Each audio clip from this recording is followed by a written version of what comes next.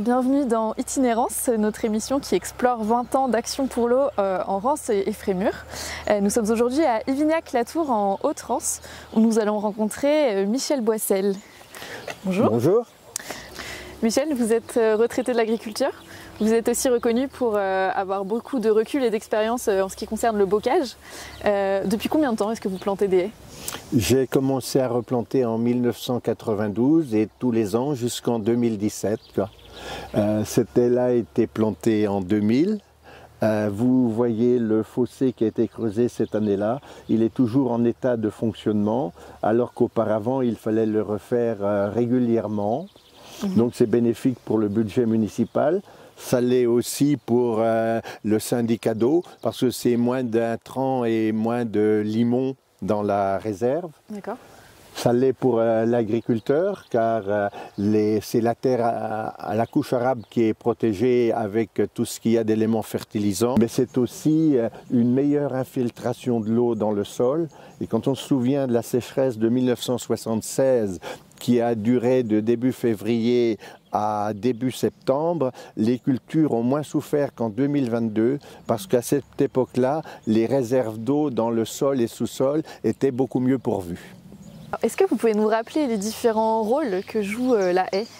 La haie, elle est multifonctionnelle, elle a plusieurs rôles, protection de la biodiversité, stockage du carbone, évapotranspiration, mais pour qu'elle remplisse pleinement ses rôles, il faut qu'elle ait l'espace pour se développer.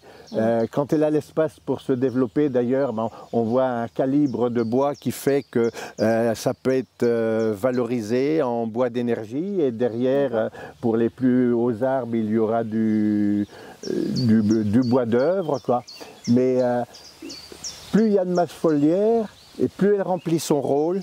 Et en ce qui est de l'évapotranspiration, c'est important parce que 70% des nuages sont constitués par l'évapotranspiration de l'ensemble des végétaux, quoi. Donc c'est nécessaire dans le cycle de la pluviométrie.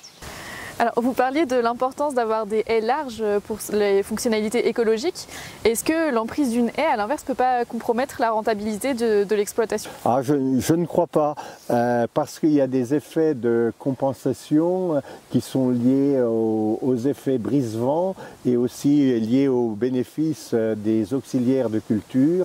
Et il y a eu une étude qui a été faite par l'INRA et la Chambre d'agriculture dans le secteur de Caen qui montre bien que des parcelles entourées de haies qui remplissent pleinement leur fonctionnalité permettent de dégager une marge de 6%, marge brute 6% supérieure à l'hectare par rapport aux parcelles sans haies du tout.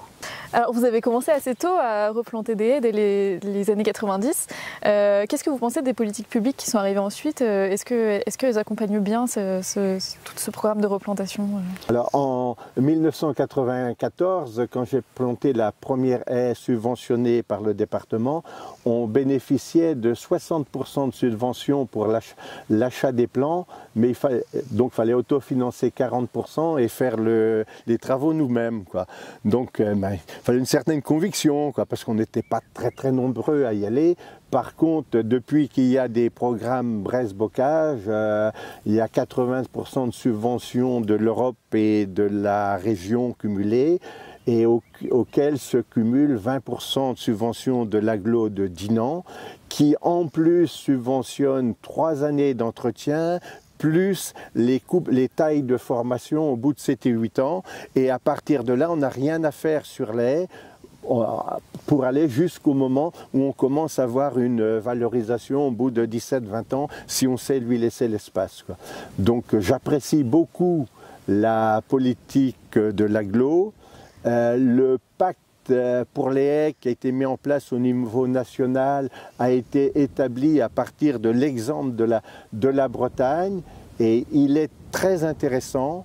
Par contre, plus 50 000 km de haies en France d'ici 2030, c'est bien parce que ça mobilise tous les acteurs de la filière, des semenciers aux pépiniéristes et aux planteurs. Par contre, il faudra que ça se dure très longtemps parce que le besoin de haies est énorme. Alors en lien avec le réchauffement climatique, comment voyez-vous les haies en 2050 ? Je pense qu'à partir bien avant 2050, mais avec le réchauffement climatique, les haies vont prendre de plus en plus d'importance parce qu'elles génèrent un effet de rafraîchissement sur la parcelle, et comme chaque plante a un seuil de tolérance à la température, il faut éviter les brûlures avant que la plante ne soit arrivée à maturité, quoi. Et sur ce sujet-là, les agronomes du sud de la France sont très expressifs, quoi, et nous invitent à replanter massivement. Merci beaucoup Monsieur Boissel pour ce beau témoignage. J'en retiens donc que le bocage sera un allié majeur pour demain. Est-ce que vous auriez un petit mot de la fin ? À vos arbres, citoyens.